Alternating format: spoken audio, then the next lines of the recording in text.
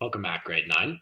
So at the start of this unit, we are going to quickly define the two words that are going to guide us. So the question at the top of this slide is, what is express and reflect? So I'm sure you can already quickly define both of those words, terms, what they mean off the top of your head. But let's pause and let's dig in a bit deeper and let's make sure we really understand these two words, especially in the context of writing.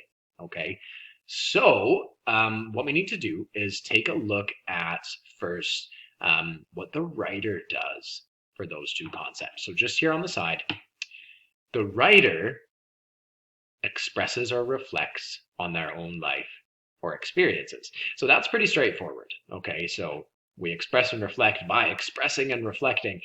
But the rest of that sentence says on their own life or experiences. So a lot of the time, you will hear someone say, writers write what we know. And that's very true. We do write better when it's something we're familiar with, right? However, do we need to know everything? Do we need to know something 100% through and through in order to write about it? No, not at all. I could write about the experience of a mail delivery person. Having never done that job in my life, I would have to do a bit of research, I'm sure, but I could write about it. Okay, so we usually start by expressing or reflecting on our own lives or experiences because that's what we know the best. That's what we've experienced. Okay, now we're going to talk a little bit more a bit later on this unit, on this very page, about the fact that you can still innovate and make things up. You don't have to write about a memory exactly as it happened, but you can start with that memory.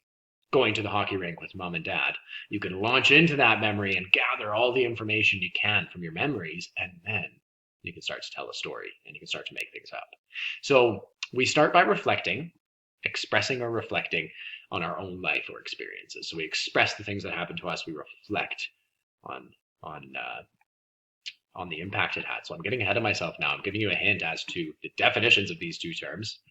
So the writer often looks backward in order to look forward.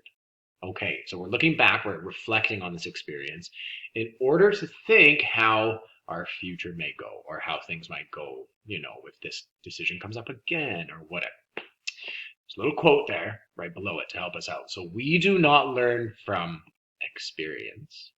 We learn from reflecting on experience. Okay, so that quote, according to John Dewey, is saying that we go through life experiencing things, and if you just blindly go straight forward through your life without ever looking back and thinking about how things happened or how you've changed, you don't learn anything. We learn from the reflection.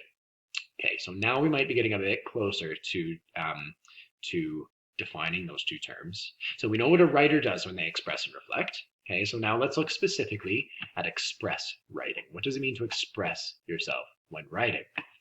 So first and foremost, expressive writing is personal writing. The writer shares thoughts, ideas, feelings, and questions about their experience. Usually written in the first person, I, the author tells the reader their feelings. Okay, so now we have a bit more of an idea of what it means to express ourselves when writing. All right, written in the first person, talking about our personal writing, our thoughts, our ideas, our feelings and questions. Good. So you might be sitting there thinking, wait a minute, isn't that all writing? Isn't it all expressive? Really? But we have to remember that writing comes in many different forms. So there could be a textbook, right? Someone has written that textbook right here beside me. Is all about like a formula indicates the composition of a molecule of a compound. So I'm in a science office, and that is a piece of writing, right? Has someone expressed themselves through this writing? No. But that is writing that serves a purpose. Think of a cookbook, right? A cookbook, yeah, there might be personal experience in there, but is that the purpose of that piece of writing? To make us, think about someone's feelings? No, not so much. It's to be able to cook something. So writing to express is really when a writer writes these thoughts, feelings, and questions about their experience. Now, how is that different than reflect? Okay, so expressing ourselves, we're telling, right? We tell about our experience.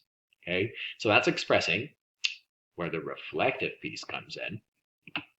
Though often personal, reflective writing often moves beyond recounting an experience and into an exploration of how that experience has shaped the writer. Right. This has started to make more sense. The goal of reflective writing is not to share final thoughts on a topic. On the contrary, that means the opposite. On the contrary, it's a vehicle for exploring and discovering new thoughts. The author looks at the past as a means of looking at the future. Amazing. So now we can look back at this term. What is express and reflect? And I think we can answer that a bit better. You're going to be asked after this page in a discussion to define what does it mean to express and reflect to you. So let's just touch on that for a second and see if we have a better definition. So what is express and reflect? I would say, without looking at the slide in front of me to cheat, that expressing is telling about our experience collectively as humans or ourselves as a writer, and then reflecting is touching on how that experience has changed us or what it means for our future. Awesome. So for this unit, guys, we are going to start to take a look at some stories here in the next couple pages, some pieces of writing. We're going to start to look for expressions and reflections. All right. So by the end of this unit, you will be an expert not only at finding and identifying express and reflect writing, but of creating it yourselves. How exciting.